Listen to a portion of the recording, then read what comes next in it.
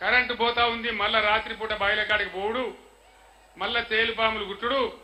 ఇప్పటికి 225 మంది చచ్చిపోయినారు తెలంగాణ రాష్ట్రంలో రైతులు. కొందరు ఆత్మహత్య చేసుకున్నారు, కొందరు కరెంటు షాటుకు చచ్చిపోయినారు, కొందరు పొలం కాడికి పోయి పాములు గడిచి చచ్చిపోయినారు. రకరకాల బాధలు మళ్ళా తయారైనాయి. ఈ బాధ ఎందుకు వచ్చింది? దయచేసి ఆలోచన చేయండి. కేసీఆర్ పెట్టిందే కదా, ఉన్నదే కదా, వీళ్ళు కొత్తగా గడపార పెట్టి తవ్వేదేం లేదు కదా, ఇచ్చిన కరెంట్ ఐఎస్టీసీకి ఇయ్యచ్చు కదా. ఇయ్యాల రోజు ముఖ్యమంత్రి మాట్లాడతాడు, మంత్రులు మాట్లాడతారు, మేము 24 గంటల కరెంట్ ఇస్తున్నామంటారు. కరెంటు పోతలేదంటున్నారు. కరెంటు చక్కగా వస్తుందా? రోజు 10 సార్లు పోతా ఉంది. నేను శ్రీనివాస్ గౌడ్ గారింట్లో, నేను మాజీ ఎమ్మెల్యేలు అందరం కూర్చుని మహబూబ్ నగర్ పార్లమెంట్ సమీక్ష చేస్తూ అక్కడ అన్నం తింటా ఉన్నాం. తక్కువని కరెంటు పోయింది. నేనంటే ఏమిరా ఇది, కేసీఆర్ని ఇబ్బంది పెట్టానని తీసేసానురా.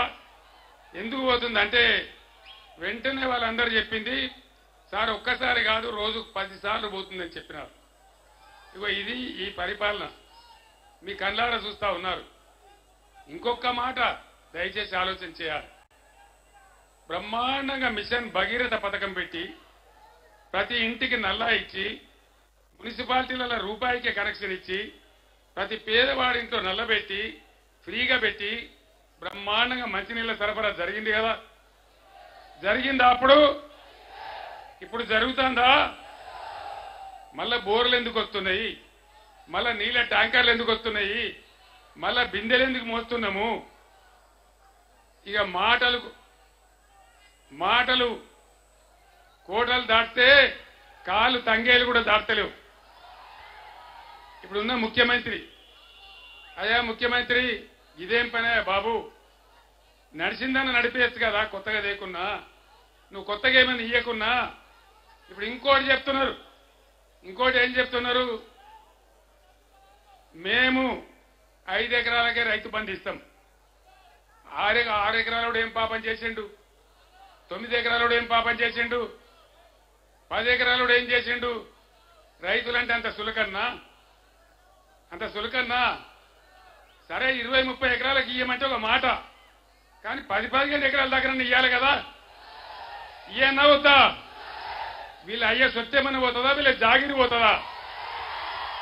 ప్రజల సొమ్మే కదా.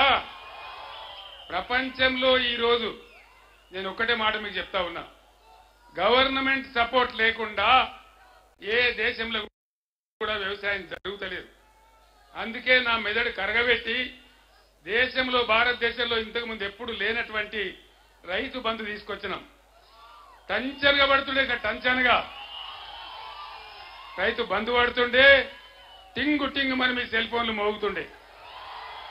బ్రహ్మాండంగా దర్జాగా మీరు పంటలు పండించినారు. ధాన్యపు రాసులు వచ్చినాయి. మీరు నడిమింట వండుకొని పొద్దుగాల పోతే బ్రహ్మాండంగా పొలం పారి కనబడుతుండే.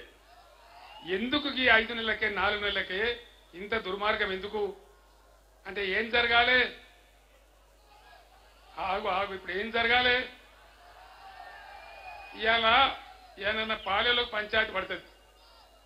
పడ్డప్పుడు ఏం చేస్తారు? ఈయన ఒక పంచును ఆయన ఒక పంచును పెట్టుకుంటారు గట్టిగా వాదించాలని.